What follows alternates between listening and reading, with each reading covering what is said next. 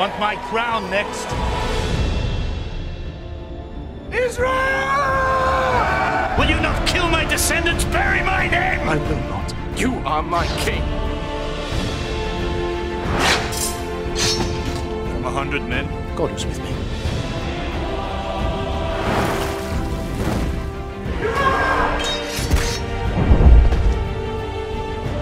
Our time has come. David, the people will look to you now to defend them. Unite them. Jerusalem, I'm your home.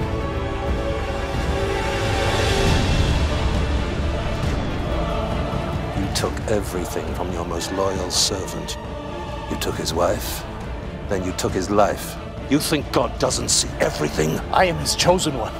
For the contempt you have shown the Lord, he will bring disaster on your house. We shall see.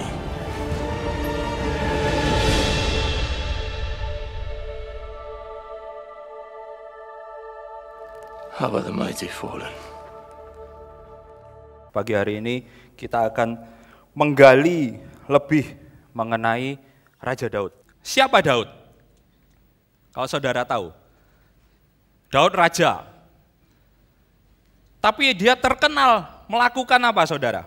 Dosa yang paling besar dari Daud. Dosa yang dilakukan Daud yang terbesar. Menurut saudara apa? Dosanya dia berzina katanya, ya kan? Dengan Bathsheba. Itu yang paling terkenal dan didengung-dengungkan sepanjang masa sampai hari ini. Berzina. Setelah dia berzina, dia lakukan apa sama suaminya? Dia bunuh suaminya. Itu yang kita tahu so far, selama ini. Tapi kalau saudara tahu Torah, pertanyaan saya, di Torah, hukumannya orang yang berzina itu apa? Mati. Hukumannya pembunuh itu apa? Mati. Kok Daud hidup? Kok Daud hidup sampai masa tuanya? Ini yang saya bingung. Waktu itu terlintas dalam pikiran saya, waktu saya mau tidur.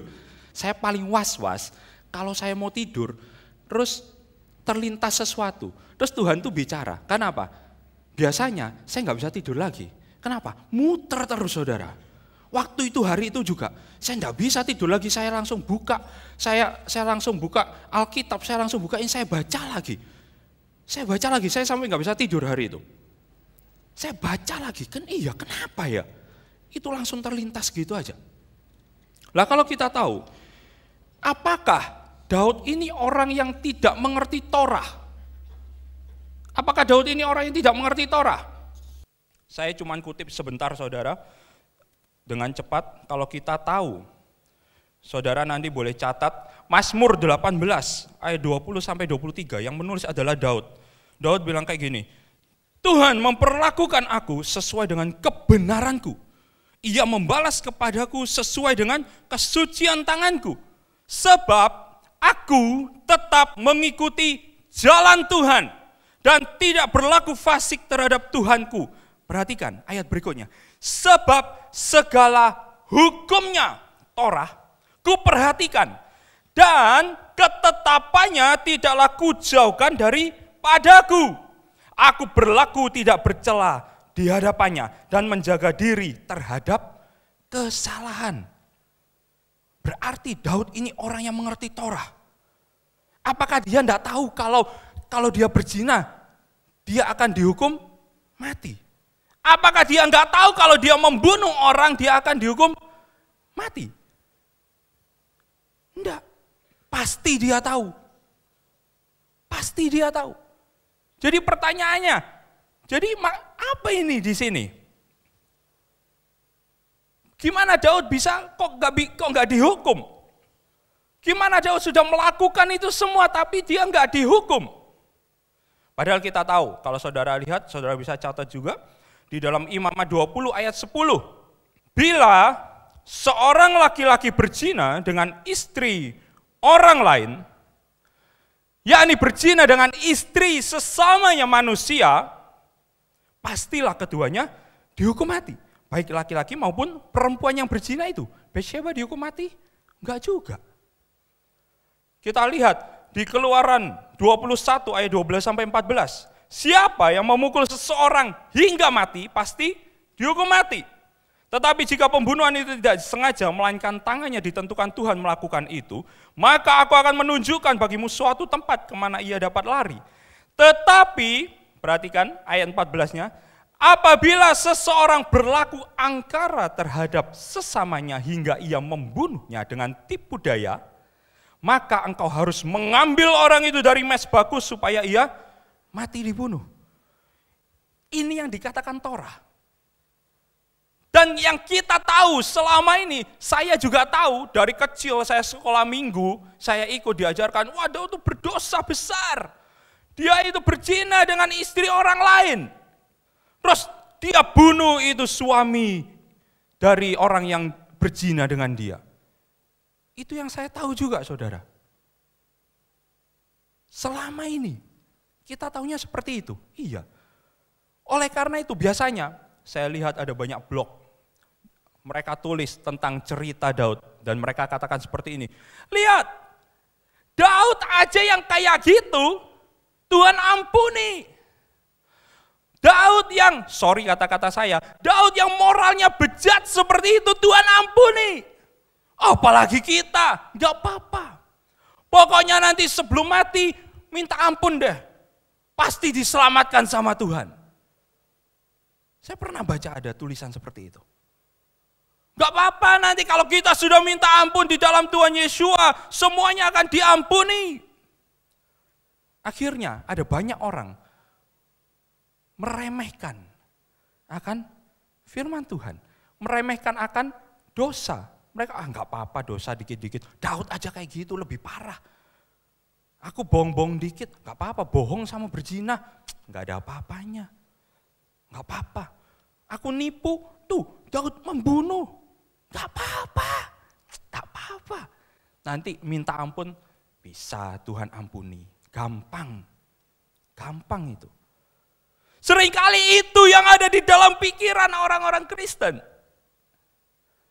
Tapi pertanyaannya pagi hari ini, kalau Daud memang dia berzina, seharusnya dia mati. Kalau dia membunuh, seharusnya hukumannya mati. Dan Daud hidup di zaman Torah.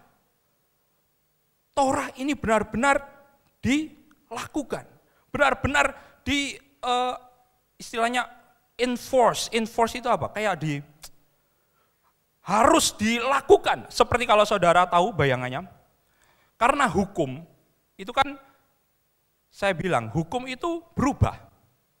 Kenapa saya berani bilang kayak gitu? Misal, saya ingat waktu saya kecil,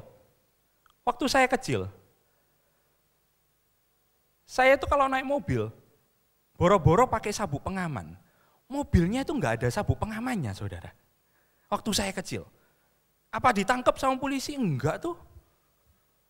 Tapi kalau sekarang, kita naik mobil, enggak pakai sabuk pengaman. Polisi lihat, ditangkap kita. Zaman dulu, kalau kita naik mobil, pakai HP, boro-boro HP, mungkin HP enggak ada. Zaman sekarang ada hukumannya, ada tilang saudara. Saudara drive sambil saudara main HP sebenarnya ada hukumannya. Meskipun mungkin nggak di-enforce itu, nggak dipaksakan seperti itu.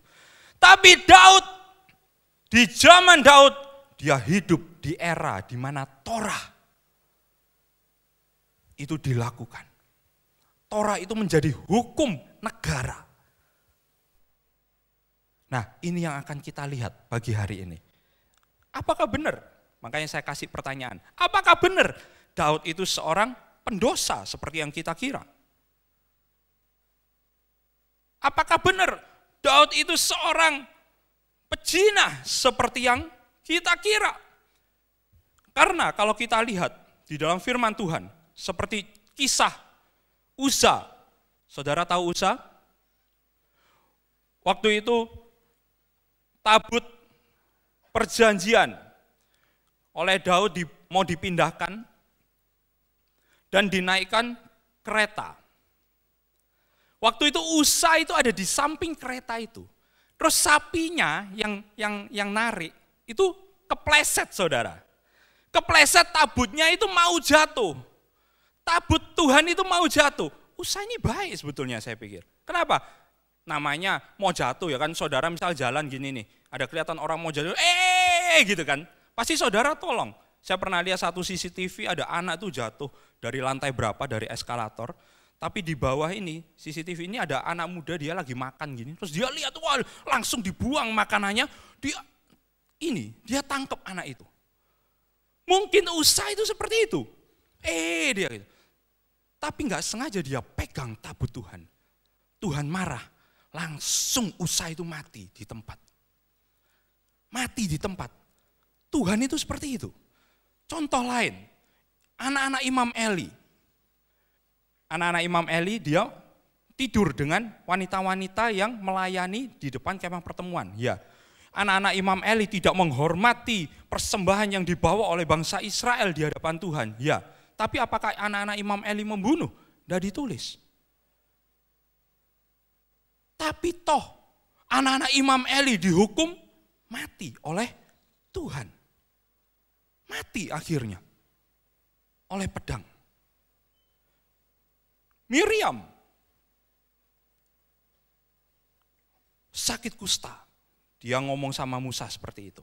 Ada lagi yang ngomong sama Musa seperti itu, memberontak di hadapan Musa. Siapa? Korah. Korah dan teman-temannya namanya Datan dan Abiram. Saudara bisa lihat. Waktu itu Korah nggak terima. Karena Musa, kamu kok angkat saudaramu sendiri, kok angkat keluargamu sendiri jadi imam. Mestinya aku yang berhak.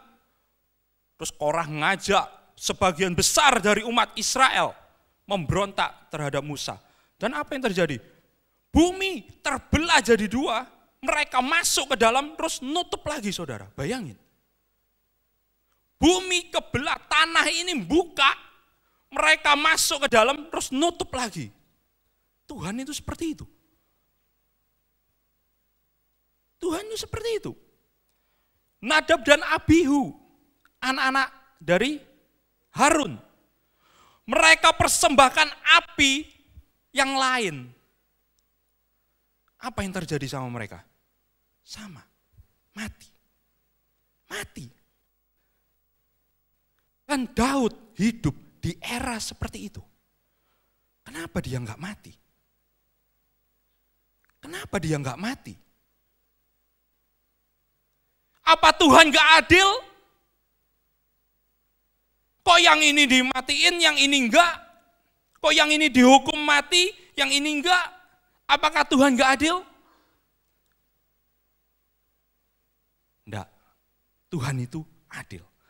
Setelah saya nyiapkan ini, saya bisa melihat Tuhan itu luar biasa. Tuhan itu luar biasa. Nah, kita akan lihat, kita buka sama-sama. Ada di dalam 2 Samuel pasal yang ke-11. Pertanyaan yang pertama yang kita ajukan, yang kita lihat, jadi saya seperti bangun case saudara, kasus gitu ya. Kayak pengacara gitu. Apakah dia benar-benar seorang pezina? Apakah Daud benar-benar seorang pezina? Kita akan baca sama-sama. Pada pergantian tahun, pada waktu raja-raja biasanya maju berperang, maka Daud menyuruh Yoab maju beserta orang-orangnya dan seluruh orang Israel. Saya garis bawahi seluruh orang Israel. Mereka memusnahkan Bani Amon dan mengepung kota Raba, sedang Daud sendiri tinggal di Yerusalem. Sekali peristiwa pada waktu petang, ketika Daud bangun dari tempat pembaringannya, lalu berjalan-jalan di atas soto istana, tampak kepadanya dari atas soto itu seorang perempuan sedang mandi. Perempuan itu sangat elok rupanya. Lalu Daud menyuruh orang bertanya tentang perempuan itu, dan orang berkata, itu adalah Batsyeba binti Eliam, istri Uria orang Het itu. Saudara tahu Uria orang Het ini salah satu pahlawan Daud loh. Salah satu jenderal, pahlawan Daud, punya pangkat, luar biasa. Sesudah itu, Daud menyuruh orang mengambil dia. Perempuan itu datang kepadanya, lalu Daud tidur dengan dia. Perempuan itu baru selesai membersihkan diri dari kenajisannya. Kemudian pulanglah perempuan itu ke rumahnya, Lalu mengandunglah perempuan itu dan disuruhnya orang memberitahukan kepada Daud, demikian, aku mengandung. Sampai sini dulu. Kalau kita baca secara singkat seperti ini, iya Daud ini berzina loh, bener. Salah nih Daud nih, berdosa. Bayangin, tuh perempuan disuruh panggil, datang. Perempuan itu datang kepadanya, lalu Daud tidur dengan dia. Perempuan itu baru selesai membersihkan diri dari kenajisannya. Tapi seperti saya bilang tadi, saudara, kuncinya di mana kalau kita bicara tentang hal ini? Apakah dia benar-benar berzina? Kalau kita melihat, sebelum kita menuduhkan sesuatu kepada seseorang bersalah atau tidak bersalah, kita harus lihat apa? Hukumnya dulu, seperti apa? Hukum di tiap negara beda. Nah, kalau kita mau mengerti ayat ini, kita mau mengerti cerita Daud ini, kita mau memahami apa yang terjadi di sini, kita harus tahu hukumnya waktu itu di Israel, di zaman Daud seperti apa. Culture-nya, budayanya di zaman Daud waktu itu seperti apa. Kita harus tahu. Waktu saya lihat, ternyata saudara, seperti ini yang terjadi di zaman Daud waktu itu. Saya ngomong sekali lagi ya saudara, ini bukan berarti apa yang kita tahu sebelumnya ini salah semua, enggak. Tapi saya membuka satu paradigma baru, satu sisi pandang yang baru, supaya kita itu bisa memahami firman Tuhan lebih. Enggak cuman kita baca, menurut pengertian kita, kayak berzina nih, salah nih, enggak bisa nih. Kita enggak cepat-cepat kita tuduh, orang ini berdosa nih, enggak. Bukan berarti yang kita tahu sebelumnya itu salah, enggak. Tapi saya bilang, proses seperti ini, itu menajamkan pengertian kita akan firman Tuhan. Menajamkan pengenalan kita akan siapa Tuhan itu sebenarnya. Nah, kita lihat, ternyata waktu zaman Daud sebelum pasukan itu pergi berperang, sebelum tentara itu pergi berperang, ternyata mereka punya peraturan apa? Mereka harus kasih surat cerai ke istrinya masing-masing. Surat cerai, itu namanya get. Adalah dokumen cerai yang diberikan seorang pria kepada istrinya pada waktu proses perceraian. Nah, kita lihat get ini di zaman Daud seperti apa? Pada zaman Raja Daud ada peraturan bahwa setiap prajurit yang berperang wajib memberikan dokumen ini kepada istrinya, supaya istrinya itu terhindar dari status aguna. Status aguna itu maksudnya apa? Itu adalah status di mana kalau seorang istri itu nggak diberi surat cerai, terus suaminya ini pergi perang, kemudian hilang saudara. Kalau tahu mati, nggak apa-apa, langsung dia dianggap janda. Tapi kalau hilang, nggak tahu mati, nggak tahu hidup, ditangkap musuh atau diapain, gimana statusnya? Dan kalau kita tahu pernikahan di zaman itu, seorang istri itu benar-benar kayak hidupnya itu ditanggung suaminya. Kalau saudara tahu, ada pertikaian sedikit di gereja-gereja awal, ya kan, di Perjanjian Baru. Wah, itu yang bagiannya janda-janda dari Ibrani gimana, yang janda-janda dari, nah itu maksudnya saudara. Seorang janda, makanya kalau dia dikasih surat cerai, dia boleh menikah lagi dan hidupnya ditanggung lagi. Kalau saudara tahu perempuan Samaria sama. Kalau ceritanya yang mengikuti ya, perempuan Samaria sama. Mungkin suaminya mati 5, dia sekarang nggak ada yang nanggung. Gimana nih? Waktu zaman itu kalau nggak ada yang nanggung, susah saudara. Seorang wanita dia nggak ada yang nanggung, susah. Nah, karena itu di zaman Daud, sebelum mereka berangkat perang, semua wanita dikasih surat cerai. Nah, ada yang bilang seperti ini pada saya. Kalau kita belajar semuanya harus berdasarkan pada firman Tuhan. Yes, saya setuju. Semua harus ada ayatnya. Iya memang. Tapi kadang ayatnya itu ada, tapi kita itu enggak tahu, oh ternyata maksudnya itu. Nah, saya kasih ayatnya, itu di 1 Samuel 17 ayat 18. Ini contohnya. Tentang Daud, tapi Daud waktu itu masih kecil. Dan dia disuruh oleh Isai, Daud, kamu pergi itu ke kakak-kakakmu, bawain makanan. Ya kan? Kita tahu kan ceritanya itu, ya kan? Sebelum dia ngelawan Goliat, itu kasih kakak-kakakmu makanan, bawain. Seringkali kata-kata ini yang kita lewati gitu aja. Kalau kita baca mulai ayat 17, Isai berkata kepada Daud, 1 Samuel 17 ayat 17. Isai berkata kepada Daud anaknya, ambillah untuk kakak-kakakmu berti gandum ini, seeva dan roti yang 10 ini. Bawalah cepat-cepat ke perkemahan kepada kakak-kakakmu. Dan baiklah sampaikan keju yang 10 ini kepada kepala pasukan 1000. Ini buat komandannya, kasih juga, kata Isai. Tengoklah apakah kakak-kakakmu selamat. Dan ini yang seringkali dilewati. Dan saya juga nggak tahu ini artinya apa sebelum ini. Dan bawalah pulang suatu apa? Tanda dari mereka. Coba saya tanya, tanda apa? Tanda mereka selamat? Bukan. Tanda apa? Kalau kita lihat bahasa aslinya, tanda itu artinya itu ada pledge. Tanda itu artinya adalah pledge. Kalau kita lihat di versi Amplified itu token. Pledge itu adalah perjanjian. Jadi Daud suruh bawa balik itu ada surat perjanjian, pledge atau token. Tanda perjanjian, surat perjanjian.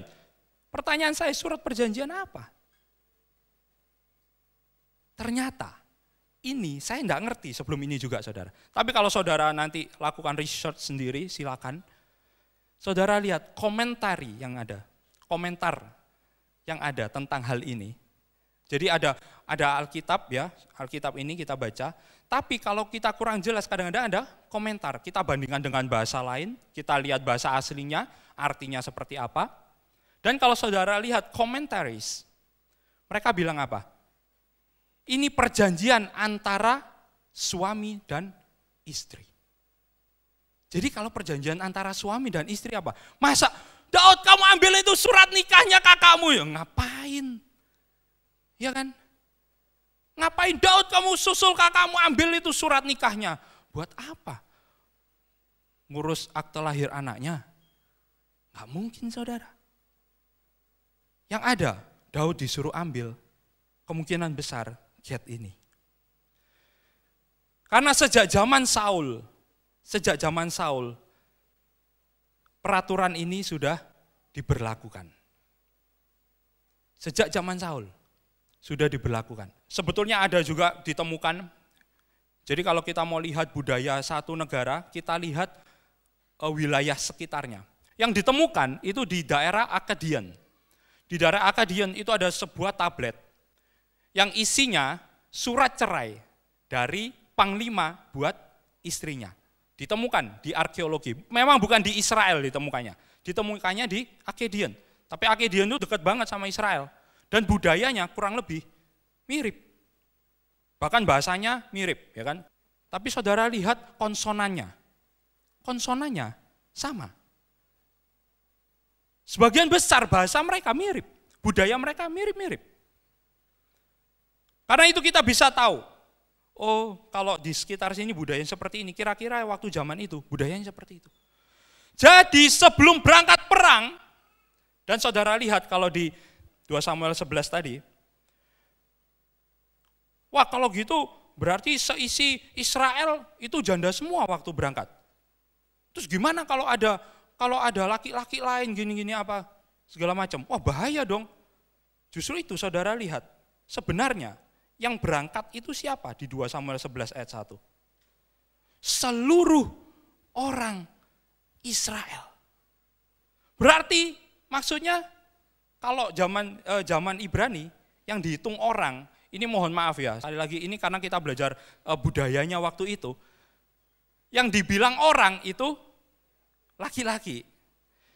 Jadi misalnya ada sekumpulan orang, cewek semua laki-lakinya satu, tetap dipakai bahasanya dipakai, struktur bahasa yang dipakai itu they tapi maskulin, karena ada laki-lakinya satu. Mereka tunggu semua itu perempuan baru mereka bilang they tapi feminin. Jadi yang dianggap waktu itu seluruh orang Israel. Artinya apa? Semua laki-laki yang bisa perang, berangkat semua. Daud tinggal di Yerusalem. Dan tahu sendiri saudara, karena hukumnya, ya kan? Karena ada surat Get ini, seluruh wanita yang di Israel itu janda semua waktu mereka berangkat. Nah, Get ini ada dua macam waktu zaman Daud. Yang pertama, yang langsung berlaku begitu dikasih, tanggal dikasih langsung berlaku. Dan yang kedua, itu berlaku ada ketentuannya, ada tanggalnya. Kalau sampai tanggal segini suami ini nggak pulang, maka surat ini berlaku. Ini menjagai apa? Supaya kalau suaminya hilang, nggak tahu mati atau enggak, karena saudara tahu, ada catatannya di komentari itu juga. Kalau waktu perang, terus mayat-mayat itu, sudah saudara kayak apa ya, sudah bukan kayak manusia. Mayat itu cuma ditumpuk aja, dikubur langsung gitu. Itu kalau di pihaknya. Kalau pihak musuh, malah lebih parah, udah nggak karu-karuan. Udah nggak pakai didata lagi, oh ini yang mati siapa, yang meninggal siapa, enggak, udah ditumpuk aja di situ. Nah, untuk menjagai hal-hal seperti itu, maka zaman itu diberlakukan surat Get ini. Jadi, Daud waktu dia suruh Batsheba datang ke dia, Batsheba ini statusnya sudah diceraikan. Sudah diceraikan. Loh, nah tapi kan itu Daud ya tetap nggak boleh meskipun udah cerai. Kan belum menikah, belum ini. Gimana tuh? Nggak benar itu tetap. Kan dia belum menikah. Kok dia tidur sampai mengandung? Dikatakan Batsheba sampai mengandung. Padahal dia belum menikah loh sama Batsheba. Gimana tuh? Nah, kita lihat lagi. Bagaimana keadaan hukum di Israel waktu zaman raja, zaman Daud. Ini saya ambil dari Misnah Torah, Melachim Umichamot. Oke, ini bahasa Inggrisnya. Saya sudah terjemahkan saudara. Teks hukum untuk raja-raja. Jadi ini teks history. Jadi di dalam teks ini, semua peraturan untuk raja ada. Jadi raja harus nurut sama peraturan-peraturan ini. Dibilang di situ, teks hukum untuk raja-raja di pasal 4 ayat 4. Seorang raja boleh mengambil istri-istri dan selir-selir, gundik, dari seluruh wilayah tanah Israel. Sebutan istri berarti wanita yang dinikahi dengan ketubah. Ketubah itu apa? Pendeknya surat nikah. Betulnya panjang saudara deskripsinya ketubah. Ketubah itu pendeknya surat nikah, dikasih surat nikah. Dan kiddushin. Kiddushin itu apa? Upacara pernikahannya. Mereka tukar janji seperti kita ya, tukar janji itu kiddushin, upacaranya. Jadi kalau istri itu dia harus ada dikasih surat nikah sama ada upacaranya. Tapi selir, gundik, wanita yang diambil tanpa ketubah dan kiddushin. Cukup dengan yichud. Yichud ini apa? Pendeknya. Nah, ini sebetulnya ada prosesi apa gitu, tapi cuman secara prosesi. Itu kayak doa, saudara. Yichud itu kayak doa. Diambil dengan yichud. Dan raja boleh menugaskan selir-selir menjadi apa? Juru masak, juru roti, dan pembuat minyak wangi di istana. Waktu saya baca ini familiar banget. Dan saya cari memang, kalau saudara lihat, karena kita harus berdasarkan pada firman Tuhan, kita lihat 1 Samuel 8 ayat 13. Waktu itu bangsa Israel ngotot sama Samuel. Samuel, kita pokoknya minta raja. Kita minta raja. Terus Samuel bilang seperti ini, kalau kamu dapat raja, kalau kamu minta raja dan Tuhan kasih raja, kamu tahu loh, ini adalah hak raja. Dan sebagian besar di sini, kalau saya biasanya saudara baca ini, cuman sekilas saja. Tapi ternyata masing-masing ini itu masuk di dalam hukumnya itu. Ini punya arti masing-masing ini. Kalau saudara lihat mulai ayat yang ke-11 ya kan, anakmu laki-laki akan diambilnya dan dipekerjakan pada keretanya, pada kudanya. Mereka akan berlari di depan keretanya. Itu ada dijelaskan secara detail maksudnya apa itu. Ia akan menjadikan mereka kepala pasukan 1000, kepala pasukan 50. Itu semua ada maksudnya. Dan kita lompat ayat 13. Anak-anakmu, 1 Samuel 8 ayat 13, anak-anakmu perempuan akan diambilnya sebagai juru campur rempah-rempah, juru masak, dan juru makanan. Ternyata maksudnya bukan cuma diambil, dijadikan chef, dijadikan ini, enggak. Maksudnya lebih detail kalau kita lihat di dalam teks hukum ini. Maksudnya diambil itu dijadikan gundik, dijadikan selir. Dan kalau gundik selir, mereka punya tugas di istana. Ditugaskan, nah, ada yang jadi juru campur rempah-rempah, ada yang jadi juru masak, dan ada yang jadi juru makanan. Sama enggak? Sama. Juru masak, juru roti, pembuat minyak wangi di istana. Jadi raja punya hak seperti ini. Dia cuman lakukan yichud gitu, seperti doa, sudah jadi selir. Tapi di dalam hukum itu pun ada batasnya, saudara.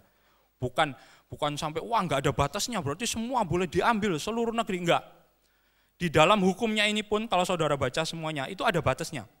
Jadi saya kasih sekilas saja, mungkin yang kepingin tahu. Batasnya itu 18. Kenapa 18? Saudara panjang lagi nanti saya jelaskan. Tapi saudara tangkap dulu ya.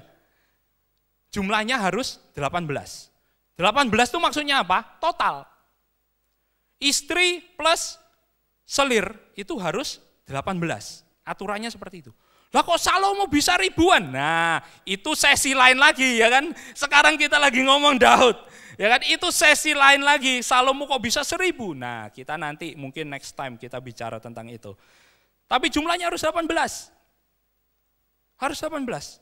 Dan oleh karena itu, oleh karena hukum ini, kalau kita sebelum ngejudge orang, kita harus tahu hukumnya dulu. Kalau menurut hukum ini, kira-kira saya tanya lagi, kira-kira Daud dosa berzina enggak? Saya tanya lagi, kalau menurut hukum ini, Daud dosa berzina enggak? Dia ambil Batsheba. Enggak loh saudara. Enggak loh. Batsheba ini statusnya udah diceraikan. Dia diambil Daud, tapi kemudian jadi ruwet memang saudara. Jadi ruwet. Nah kira-kira seperti ini. Jadi raja waktu zaman dulu ya kan, mereka punya selir-selir, punya gundik. Di zaman tuanya Daud ada seorang yang disebut ya kan, Abisak. Abisak itu seorang gundik, disebut di firman Tuhan. Kira-kira gambarannya ya kayak ginilah ya. Mereka ada ruangan sendiri, mereka ada tempat sendiri untuk tinggal.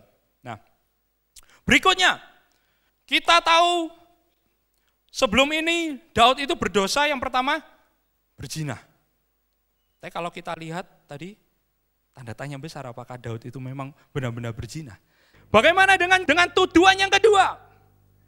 Apakah dia seorang pembunuh? Lu ya lu dia nyuruh bunuh Uria tuh. Gimana tuh? Jelas-jelas kalau itu. Nah kita lihat ayat berikutnya saudara. Kita kembali ke 2 Samuel. 2 Samuel 11, tadi kita berhenti di ayat yang ke-5. Kita lanjutkan ayat yang ke-6. Lalu Daud menyuruh orang kepada Yoab mengatakan, suruhlah Uria, suaminya, orang Het itu datang kepadaku. Maka Yoab menyuruh Uria menghadap Daud. Ketika Uria masuk menghadap dia, bertanyalah Daud tentang keadaan Yoab dan tentara dan keadaan perang. Basa-basi gitulah saudara. Kemudian berkatalah Daud kepada Uria, pergilah ke rumahmu dan basuhlah kakimu. Ketika Uria keluar dari istana, maka orang menyusul dia dengan membawa hadiah raja. Wah, dikasih hadiah. Tetapi apa yang Uria lakukan? Uria membaringkan diri di depan pintu istana bersama-sama hamba tuanya dan tidak pergi ke rumahnya. Diberitahukan kepada Daud demikian, Uria tidak pergi ke rumahnya. Lalu berkatalah Daud kepada Uria, dipanggil lagi. Lalu berkatalah Daud kepada Uria, bukankah engkau baru pulang dari perjalanan? Mengapa engkau tidak pergi ke rumahmu? Tetapi Uria berkata kepada Daud, tabut serta orang Israel dan orang Yehuda diam dalam pondok. Juga tuanku Yoab dan hamba-hamba tuanku sendiri berkemah di padang. Masakan aku pulang ke rumahku untuk makan, minum, dan tidur dengan istriku? Demi hidupmu dan demi nyawamu, aku takkan melakukan hal itu. Kata Daud kepada Uria, tinggallah hari ini di sini, besok aku akan melepas engkau pergi. Jadi Uria tinggal di Yerusalem pada hari itu. Keesokan harinya, Daud memanggil dia untuk makan dan minum dengan dia, dan Daud membuatnya mabuk. Pada waktu malam, keluarlah Uria untuk berbaring tidur lagi. Di mana tempat tidurnya bersama-sama hamba-hamba tuannya, enggak pulang lagi. Ia tidak pergi ke rumahnya. Paginya Daud menulis surat kepada Yoab dan mengirimkannya dengan perantaran Uria. Ditulisnya dalam surat itu, tempatkan Uria di barisan depan dalam pertempuran yang paling hebat. Kemudian kamu mengundurkan diri daripadanya supaya apa? Ia terbunuh, mati. Nah, ini namanya konspirasi. Kalau zaman sekarang, ini namanya konspirasi nih. Ya kan? Daud sekongkol sama panglimanya bunuh Uria. Nah, hanya kita harus lihat di zaman itu hukumnya seperti apa? Hukumnya seperti apa? Di zaman itu, seorang raja itu seperti figur yang dengan kekuasaan yang di dunia itu yang tinggi banget. Dan ternyata ada istilah itu Mored Bemalkus. Maksudnya apa? Mored Bemalkus ini itu orang yang memberontak melawan raja. Saya ulangi, orang yang memberontak melawan raja. Kalau kita lihat, Daud suruh Uria apa? Pulang ke rumahnya, jelas. Tapi Uria pulang enggak? Uria enggak pulang. Kalau zaman sekarang, misal Pak Presiden, ya udah kamu pulang deh. Kita enggak pulang, kita mau mampir kemana, kita mau ngapain, kita mau nginep di hotel, kita mau ngapain, terserah kita. Dihukum enggak. Karena apa? Hukumnya enggak ada. Enggak bisa dihukum kita. Akan lain waktu zaman Daud ketika raja memerintahkan sesuatu. Lain. Enggak bisa. Enggak bisa seperti itu. Nah, contohnya apa? Contohnya apa? Di dalam firman Tuhan. Kalau di dalam firman Tuhan, di dalam 1 Raja-Raja, ini kita pergi ke zamannya Salomo. Peraturannya masih sama. Di zaman Salomo, waktu itu sebelum meninggal, Daud itu pesan sama Salomo. Ada orang-orang yang masuk blacklistnya Daud. Ada orang-orang yang masuk blacklistnya Daud. Siapa? Yoab, panglimanya sendiri. Kemudian ada namanya Shimei. Siapa Shimei itu? Shimei itu waktu Absalom merebut kekuasaan raja dari Daud, dan Daud keluar kota, dia diusir dari istananya, apa yang Shimei lakukan? Shimei itu nyusul, dilempari batu Daud. Dilempari batu sama diejek-ejek, dikutuk. Karena apa? Karena dia pikir Daud bukan raja lagi, gak bisa ngapa-ngapain. Saudara tahu, yang menyertai Daud itu siapa? Pahlawan-pahlawan, ya kan? Bisa ngelawan ratusan orang sendirian katanya. Waktu itu, salah satu jenderalnya, salah satu pahlawannya sudah ngomong, siapa ini anak anjing ini? Dia ngomong sama Daud, biar aku hukum mati. Apakah mereka bisa hukum mati? Bisa. Cuman satu orang, bisa. Tapi Daud bilang apa? Enggak. Jangan dihukum mati. Kalau raja udah bilang, enggak. Mereka hukum mati Shimei? Enggak. Mereka bunuh Shimei? Enggak. Mereka panah aja, zet gitu, sudah. Tewas. Tapi enggak dilakukan oleh pasukannya. Karena raja sudah bilang, enggak, mereka enggak lakukan. Sampai katanya, Daud jalan itu diikutin saudara, di pinggirnya, dilempari batu, diejek-ejek. Dilakukan seperti itu terus oleh Shimei. Nah, Daud pesan sama Salomo, Shimei itu, ya, jangan biarin Shimei. Daud bilang seperti itu. Dan apa yang Salomo lakukan? Lihat ini. Kita mulai baca ayat yang ke-36. 1 Raja-Raja, pasal yang kedua, ayat yang ke-36. Kemudian raja, ini Salomo, menyuruh memanggil Shimei dan berkata kepadanya, dirikanlah bagimu sebuah rumah di Yerusalem, diamlah di sana dan janganlah keluar dari sana kemana-mana pun. Sebab ketahuilah sungguh-sungguh bahwa pada waktu engkau keluar dan menyeberangi sungai Kidron, pasti engkau mati dibunuh dan darahmu akan ditanggungkan kepadamu sendiri. Lalu berkatalah Shimei kepada raja, baiklah demikian, seperti yang tuanku raja katakan, demikianlah akan dilakukan hambamu ini. Lalu Shimei diam di Yerusalem beberapa waktu lamanya. Dan sesudah lewat 3 tahun, terjadilah bahwa 2 orang hamba Shimei lari kepada Akhis bin Ma'akha, Raja Gad, lalu diberitahukan kepada Shimei, ketahuilah, kedua orang hambamu ada di Gad. Maka apa yang dilakukan Shimei?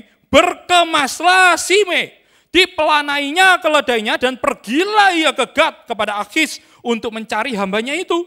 Lalu Shimei pulang dan membawa mereka dari Gad. Shimei pulang lagi? Ya pulang lagi. Ketika diberitahukan kepada Salomo bahwa tadinya Shimei pergi dari Yerusalem ke Gad dan sekarang sudah pulang, maka raja menyuruh memanggil Shimei dan berkata kepadanya, bukankah aku telah menyuruh engkau bersumpah demi Tuhan dan telah memperingatkan engkau begini? Ketahuilah sungguh-sungguh bahwa pada waktu engkau keluar dan pergi kemana-mana pun, pastilah engkau mati dibunuh. Dan engkau telah menjawab, baiklah demikian, aku akan menaatinya. Mengapa engkau tidak menepati sumpah demi Tuhan itu dan apa? Juga perintah yang kuperintahkan kepadamu.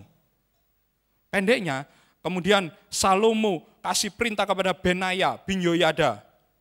Shimei dihukum mati. Lucu saudara. Cuman pergi sebentar, balik, bawa pulang, pembantunya dihukum mati. Adil enggak? Mestinya enggak adil. Kalau sekarang, zaman sekarang mungkin enggak adil. Tapi karena ini zaman raja-raja waktu di Israel, waktu zaman Daud itu, ada istilah Mored Bemalkus. Nah kita lihat, hukumnya apa? Mored Bemalkus ini maksudnya apa? Masih dari Mishnah Torah, Melachim Milchamot. Kita udah lihat tadi ayatnya ada. Di teks hukum untuk raja-raja pasal ketiga ayat yang ke-8.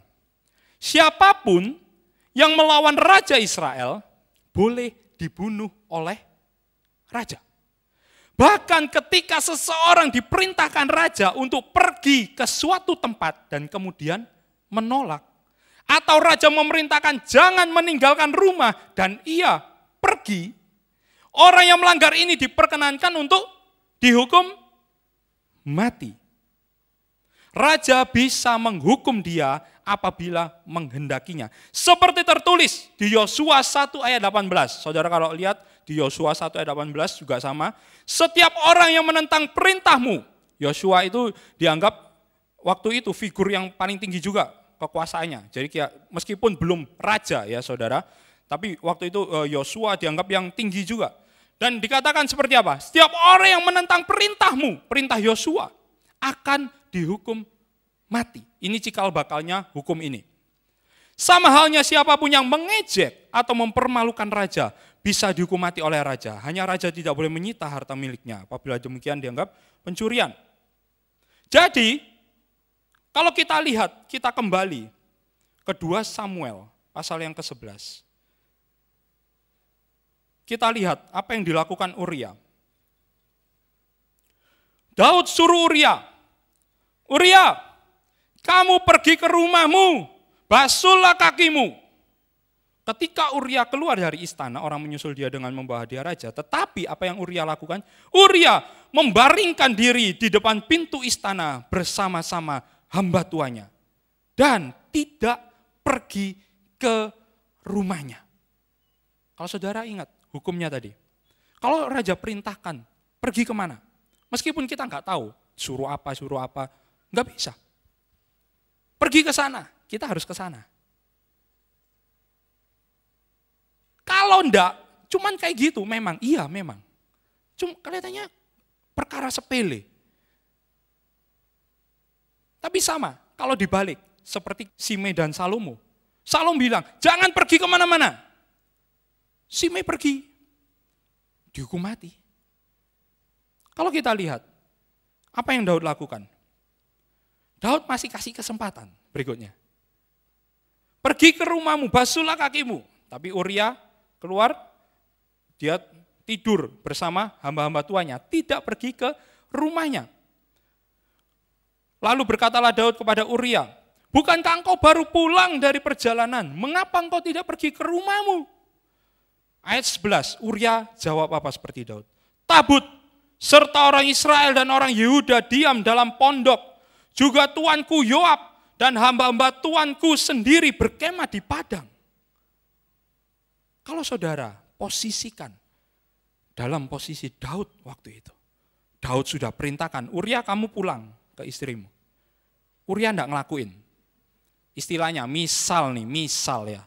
Saudara punya seorang pembantu rumah tangga di rumah. Tolong, aku bikinin telur dadar. Enggak dibikinin telur dadar, saudara. Sampai siang saudara minta, mana telurnya? Oh enggak.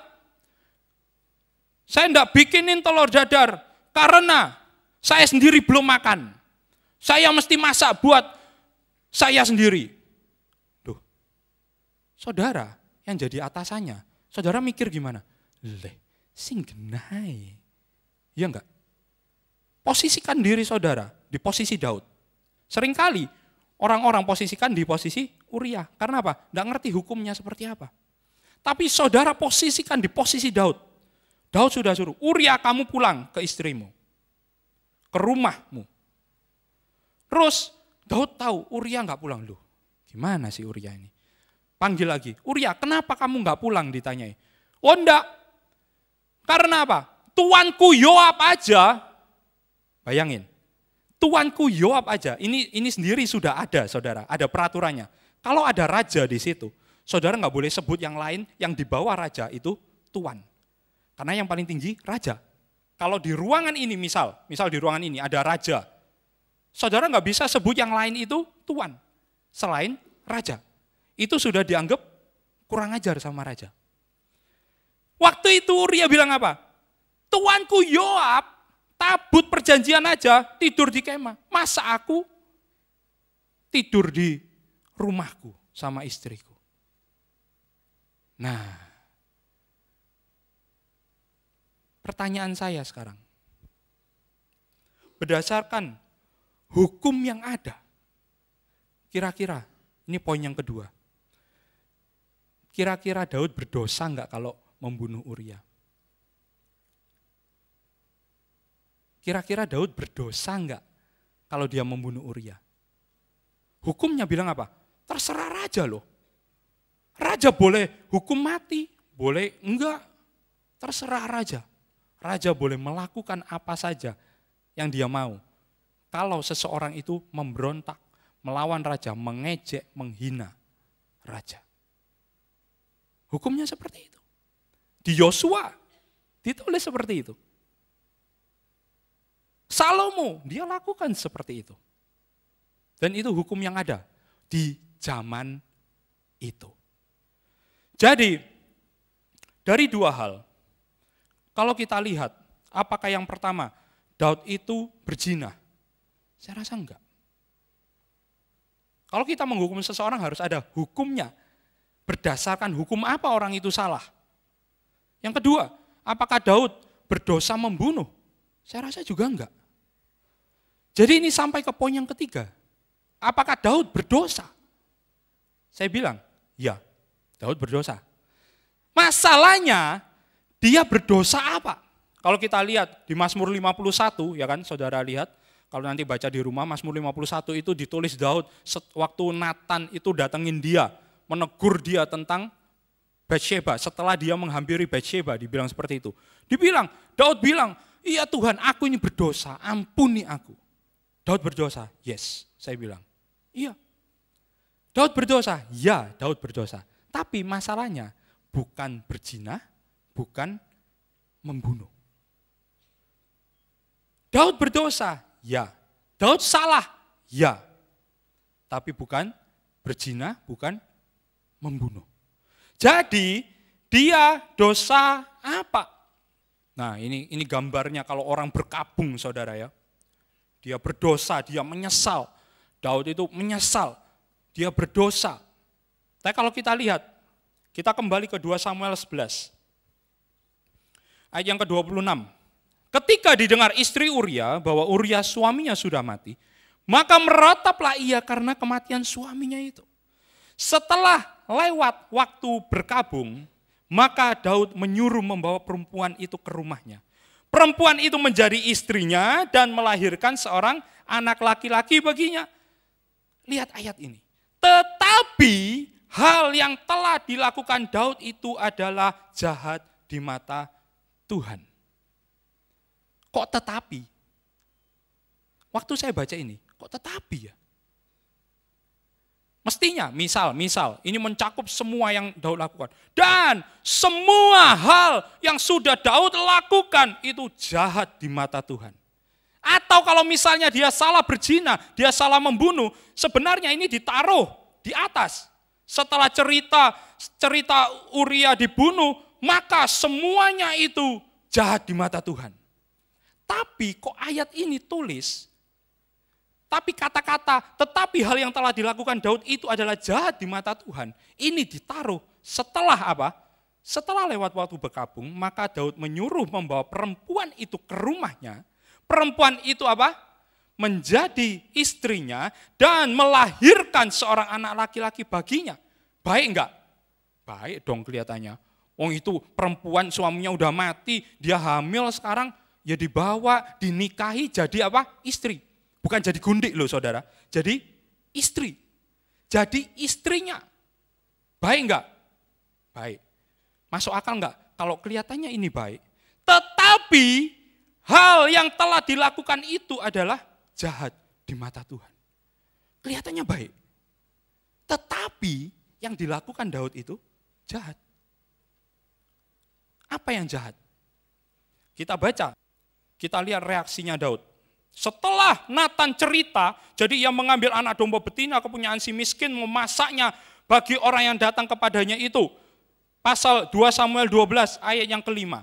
Lalu Daud menjadi sangat marah karena orang itu. Dan ia berkata kepada Nathan, demi Tuhan yang hidup, orang yang melakukan itu harus dihukum mati. Dan anak domba betina itu harus dibayar gantinya 4 kali lipat. Karena ia telah melakukan hal itu. Dan oleh karena ia tidak kenal belas kasihan. Ayat 7. Kemudian berkatalah Nathan kepada Daud, engkaulah orang itu. Nathan bilang kayak gitu. Kalau kita amati baik-baik. Sekarang kita bisa tahu Daud ini salah apa. Kita bisa tahu. Saudara lihat, kalau saya bilang, demi Tuhan yang hidup, orang yang melakukan itu harus dihukum mati karena dia emosi. Orang itu mesti mati gitu ya. Dan lihat, kalau orang dihukum mati masa bisa kayak gini. Habis dihukum mati terus disuruh bayar apa? Dan anak domba betina itu harus dibayar gantinya 4 kali lipat. Kenapa 4 kali lipat saya tanya? Kenapa? Kenapa kok enggak 5? Kok enggak 7? 7 angka sempurna katanya. Kok enggak 7? Kenapa? Kok enggak 10? Hukum seberat-beratnya kasih 10. Kok enggak semua? Kenapa 4?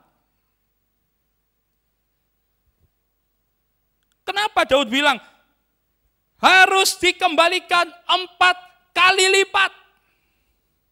Kita harus tahu hukumnya seperti apa. Kalau saudara lihat di dalam Keluaran 22 ayat yang pertama, tulis seperti ini. Apabila seseorang mencuri seekor lembu atau seekor domba dan membantainya atau menjualnya, maka ia harus membayar gantinya, yakni 5 ekor lembu ganti lembu itu dan berapa? 4 ekor domba ganti domba itu. Sama enggak yang dikatakan Daud? Sama. Orang kaya itu ambil 1 domba, dia harus kembalikan 4. Berarti Daud itu tahu Torah enggak? Tahu. Kalau saudara tahu Torah, enggak akan gampang-gampang saudara melanggar. Kenapa? Tahu konsekuensinya juga. Tahu konsekuensinya juga. Artinya dia tahu konsekuensinya apa. Yakni, dia bilang sama Nathan, dia harus ganti 4 kali lipat. Nathan bilang apa? Kamu orangnya. Kamu orangnya. Saudara lihat, kembali di 2 Samuel 11 ayat 27. Setelah lewat waktu berkabung, kita baca kembali ya. Maka Daud menyuruh membawa perempuan itu ke rumahnya. Perempuan itu menjadi apa? Istrinya. Dan melahirkan apa? Seorang anak laki-laki baginya. Tetapi hal yang dilakukan Daud itu jahat di mata Tuhan. Kalau saya boleh simpulkan saudara. Kalau saya boleh simpulkan dari cerita Daud.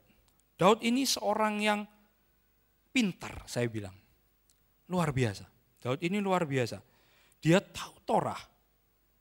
Daud ini tahu Torah. Dia pintar banget. Saya bisa menyimpulkan ini kenapa? Waktu dia lari dari Saul, apa yang dia lakukan? Dia lapar kan? Pengikutnya juga lapar kan? Dia pergi kemana? Kemah suci.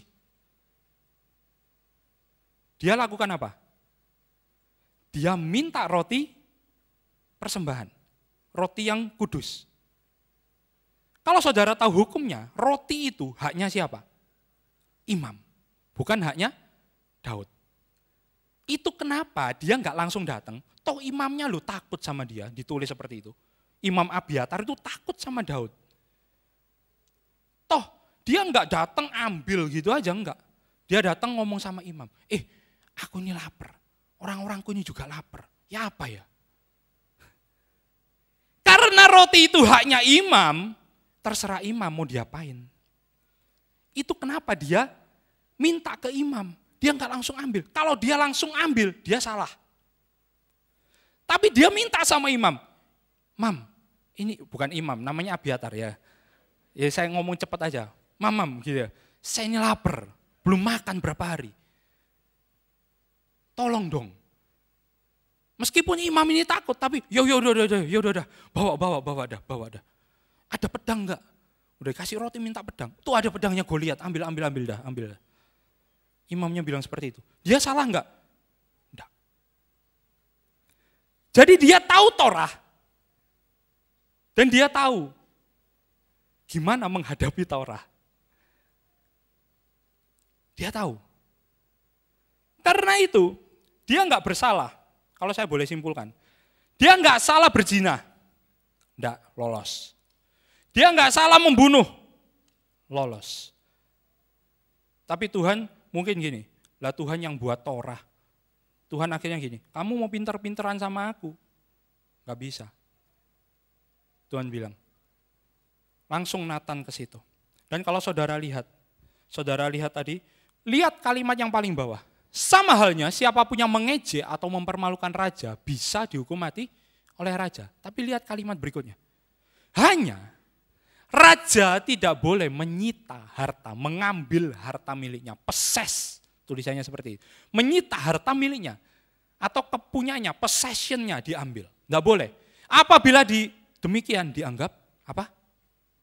Pencurian. Kenapa Daud nggak mati? Tuhan itu Tuhan yang adil. Kenapa Daud nggak mati? Dia nggak salah berzina. Dia nggak salah membunuh. Tapi ini yang dia lakukan. Kalau saudara lihat di 2 Samuel 11 ayat 27, Daud ngambil Batsheba ke rumahnya, kemudian menikahinya, jadi istrinya. Tetapi itu jahat, karena apa? Dia hukum mati Uria, tapi dia ambil kepunyaannya Uria. Meskipun ya katanya udah diceraikan, ya. Tapi itu jahat di mata Tuhan. Dan kalau saudara lihat, yang diambil Daud itu apa? Batsheba. Satu jiwa. Dan kalau saudara lihat, Nathan bilang apa kepada Daud? Pedang gak akan luput dari keluargamu. Saudara tahu, anaknya Daud yang mati ada berapa? Setelah kejadian Batsheba loh, ada berapa yang mati anak Daud? 4. Ini luar biasanya Tuhan. Dia itu tidak pernah ngingkari perjanjiannya. Dia nggak pernah ngingkari perkataannya. 4 loh. Daud ambil 1, dia bayar 4. Siapa? Anak yang dikandung Batsheba, yang pertama. Jadi ini kakaknya Salomo mungkin ya. Yang kedua, Amnon. Dibunuh oleh Absalom. Gara-gara Amnon memperkosa saudaranya Absalom. Kemudian Absalom dibunuh Yoab. Waktu Absalom berontak. Yang keempat siapa? Adonia. Dibunuh oleh Salomo. 4, persis 4. Jadi gimana dengan kita sekarang? Gimana dengan kita? Tuhan itu tidak pernah ngingkari perkataannya. Tuhan itu tidak pernah bisa bisa pas. Semuanya itu pas. Apa yang dia firmankan. Dia adil. Dia ngampuni Daud ya, tapi Daud bayar konsekuensinya. Persis 4. Kok enggak semua anaknya dia habisin? Atau sisain aja Salomo doang? Enggak. Dan lihat, Tuhan berjanji apa sama Daud? Tuhan berjanji apa sama Daud? Kalau saudara tahu baca di Kisah Para Rasul, di Kisah Para Rasul itu disinggung sama Paulus. Kisah Para Rasul 13. Itu perkataannya Paulus. Setelah Saul disingkirkan, Tuhan mengangkat Daud menjadi raja mereka. Tentang Daud, Tuhan telah menyatakan, aku telah mendapat Daud bin Isai, seorang yang berkenan di hatiku, dan yang melakukan segala kehendakku, dan dari keturunannya lah, sesuai dengan yang telah dijanjikannya, Tuhan telah membangkitkan juru selamat bagi orang Israel. Itu janji Tuhan sama Daud. Dari keturunanmu akan ada Mesias. Tuhan tepati enggak? Tuhan tepati. Tuhan tepati. Hanya kalau Daud itu berzina, Batsheba itu berzina, sebenarnya ada aturan satu lagi. Anak mereka itu disebut mamzer. Mamzer itu apa? Anak haram. Anak haram itu bukan seperti perkiraan kita kayak zaman sekarang. Enggak, lain. Zaman dulu mamzer itu apa? Itu terjadi kalau anak ini lahir dari seorang wanita yang sudah memiliki suami dan tidak diceraikan, masih terikat pernikahan dengan pria lain, tapi dia punya anak dengan pria yang lain. Anak yang dilahirkan itu mamzer. Anak mamzer ikut jemaah Tuhan aja nggak boleh. Dia nggak boleh menikah dengan orang Israel, nggak boleh. Peraturannya banyak, nggak boleh. Dan kira-kira apakah anak mamzer Tuhan tunjuk jadi ada di dalam silsilah Tuhan Yesua? Saya ragu. Kenapa Tuhan tunjuk seperti itu? Enggak. Karena Daud enggak bersalah di dalam hal itu. Tapi dia bersalah dalam hal intentionnya. Intention itu apa? Kesengajaannya. Dia kesengajaan di dalam hatinya. Dia cari putar-putar. Kalau saudara lihat Nathan, waktu Nathan memperingati Daud, Nathan bilang apa? Tuhan bilang, apakah kamu meremehkan aku? Tuhan bilang, despise. Meremehkan. Kamu nganggap aku ini bukan apa-apa. Kamu bisa pinter-pinteran sama aku. Tegurannya itu seperti itu, saudara. Bukan, kamu sudah melanggar Torah. Enggak. Tapi kamu meremehkan aku. Tuhan bilang, kamu despise aku. Kamu meremehkan aku. Oleh karena itu, kita sebagai umat Tuhan, saya juga sedih, saudara, waktu melihat apabila anak-anak Tuhan itu banyak yang meremehkan. Oh, enggak apa-apa, seperti saya bilang tadi di awal. Dosa-dosa dikit, enggak apa-apa. Enggak apa-apa. Enggak loh, Tuhan itu menghargai firman-Nya. Tuhan itu menghargai perkataannya. Bayangin, Daud bayar 4 kali lipat. Sama. Nah, untuk kita, sebenarnya ini kabar baik. Kenapa? Kalau Tuhan dengan hukumnya, dengan perkataannya, dengan firman-Nya seperti itu. Saya kembalikan. Saudara tahu visi kita tahun ini? Fulfillment of God's promises. Penggenapan janji Tuhan. Sebaliknya kalau Tuhan itu konsisten, Daud tetap harus bayar. Bagaimana kalau Tuhan berjanji sama kita? Dibilang, di dalam Mazmur Daud juga, ini mama saya bilangin, dan saya baca, iya memang. Kuncinya itu seperti ini, saudara. Di Mazmur 25 ayat 12-14 itu dikatakan, siapa orang yang takut akan Tuhan? Ini kuncinya ternyata. Siapa orang yang takut akan Tuhan?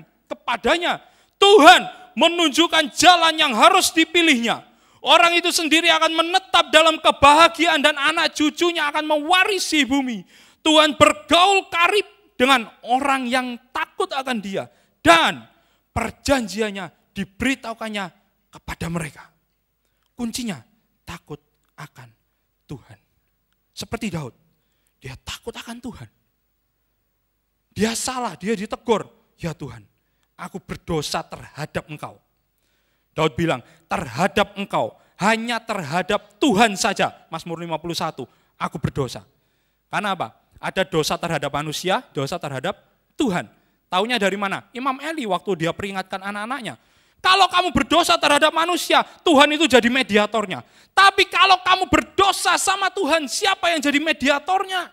Imam Eli bilang seperti itu sama anak-anaknya. Jadi ada berdosa terhadap manusia, berdosa terhadap Tuhan. Kalau dia berzina, dia berdosa terhadap manusia. Dia membunuh, dia berdosa terhadap manusia.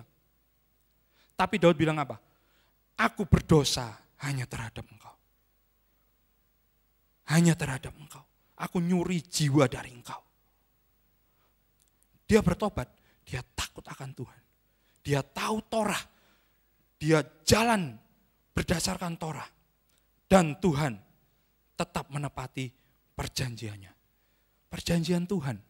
Fulfillment of God's promises. Kalau saudara dapat janji apa dari Tuhan? Kalau Tuhan konsisten akan firman-Nya, akan perkataannya, sama dengan kita. berjanji apa Tuhan sama kita? Dibilang di dalam Matius 24 ayat 35 tentang kedatangannya yang kedua. Langit dan bumi akan berlalu tetapi perkataanku tidak akan berlalu, Tuhan bilang. Saudara lihat cerita Abraham. Meskipun Abraham menunggu di dalam Ibrani 6 ayat 12 sampai 15. Saya terjemahkan dari versi Amplified. Supaya kita menjadi imitators, yang meniru, menjadi penjiplak dari mereka yang sudah teruji imannya, yang mempercayai Tuhan sepenuhnya, dan yang yakin akan kuasa, hikmat dan kebaikannya dengan cara menunggu dengan sabar setiap janjinya. Abraham. Ibrani 6 ayat 12 sampai 15 ini cerita tentang Abraham. Selanjutnya dibilang tentang Abraham. Dia menunggu janji Tuhan. Tuhan janji sama dia, keturunanmu akan seperti bintang di langit, akan seperti pasir di pantai. Tuhan tepati janjinya. Yusuf diberi Tuhan mimpi. Saudara-saudaramu dan ayah ibumu akan tunduk menyembah engkau. Tuhan tepati janjinya. Zakaria, Maria, Tuhan tepati janjinya. Tuhan tepati janjinya. Kalau Tuhan konsisten, ya kita harus takut sama Tuhan. Kenapa? Dia konsisten akan setiap firman-Nya. Ada konsekuensinya, yes. Tapi sebaliknya, kalau kita benar di hadapan Tuhan, kita takut akan Tuhan, dan Tuhan berjanji sama kita. Saya share di pertemuan volunteers. Tuhan berjanji sama saya. Ada janji Tuhan yang saya belum lihat. Dan saya tetap nantikan. Saya akan melihat janji Tuhan itu akan digenapi. Demikian juga dalam hidup kita. Dalam hidup kita. Apabila Tuhan sudah menyatakan firman-Nya dalam hidup saudara, dalam hidup saya. Percaya. Kalau kita menantikan Tuhan, kita takut akan Tuhan. Firman-Nya ya dan amin. Perkataannya tetap untuk selama-lamanya. Amin.